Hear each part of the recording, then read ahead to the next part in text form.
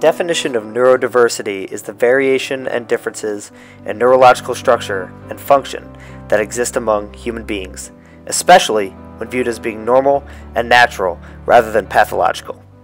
In this video, we will be discussing the impact of body shaming and the need to achieve the ideal body in today's society. We are going to put our focus more specifically on the impact of eating disorders in the model and celebrity community, which is just a small subcategory of neurodiversity. Eating disorders are very prevalent in American society, with our culture placing such a high value on having an ideal body type.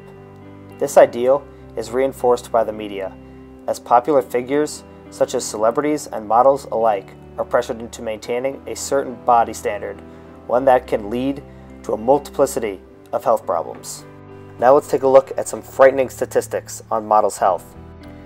68.3% suffer from anxiety and/or depression.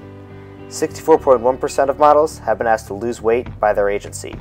76.5% have been exposed to drugs and/or alcohol on the job.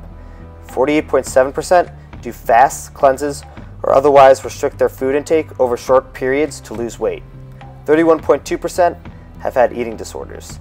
50.6% have been exposed to cocaine. 24.7% have had or think they may have had a drug or alcohol problem. And 28.8% lack health insurance. And 92% of these models start between the ages of 13 and 20. These statistics show there is an overwhelming pressure to be thin for models. Where the average American woman is 5'4" and weighs 140 pounds, the average model is 5'11" and weighs 117 pounds. This means that most fashion models are thinner than 98% of American women. Systems and institutions are a driving force in introducing and reinforcing these body image ideals. Many schools have nutrition classes where teachers introduce awareness of portions and calorie counting. This can lead to students comparing themselves with peers and struggling with their identities. These problems manifest internally, and this can result in eating disorders. Another institution that glorifies the ideal body image is social media. Picture-focused social media apps like Instagram and Snapchat contribute to the pressure to look perfect and get likes and comments. Adolescents are spending more time worrying about what others say and think than focusing on their own health and well-being. With blogs promoting eating disorders such as Thinspo and Pro-Ana, it is now becoming easier for kids to be brought aware of ways to achieve this ideal body. In addition to schools and social media, popular culture and entertainment are some of the main institutions at play in causing eating disorders. Magazines, movies, TV shows, and the music industry, among other things, all promote unachievable body types. Celebrities and fashion models with these body types are praised by our culture, and thus become role models to impressionable young children, and this is a core reason for why most eating disorders are developed at such a young age. In a 2013 interview with ABC News, Demi Lovato describes just how our society creates this pressure to be thin, and the consequences of it. Like many teenagers, Demi struggled with her weight, but under the harsh Hollywood lights, the pressure to be thin took its toll.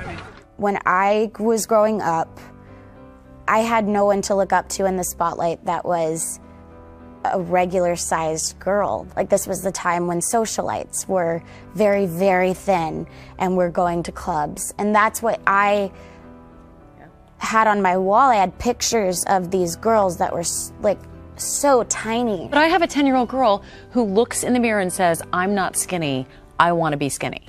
I said that when I was like 4 years old, and that there's something wrong with that. Demi Lovato spoke about her desire to have an ideal body type at such a young age. Continuing off this, a study by the British Journal of Health Psychology in 2011 found a significant relationship between attitudes towards celebrities and body image among young female adolescents. This study suggests that personal celebrity worship accounted for unique variance in scores and body image. Findings suggest that in female adolescents there is an interaction between intense personal celebrity worship and body image between the ages of 14 and 16.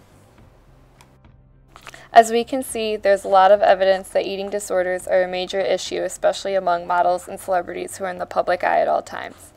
To combat this, the media needs to focus more attention on accepting people of all body types instead of promoting the thin ideal body so that no one feels like they have to turn to these unhealthy eating routines. A shift in this direction is Ashley Graham being the cover model for Sports Illustrated magazine in 2016 as the first plus-size model to be featured on the cover. Since then, she's been trying to change what it means to be plus-sized. Yeah. So explain, what is a plus-size model? You know, that's a really good question. I've always been told the plus size starts at a size 8 and it goes up to a size 16, 18. It starts at 8? Yes. So the majority of this room is considered plus size.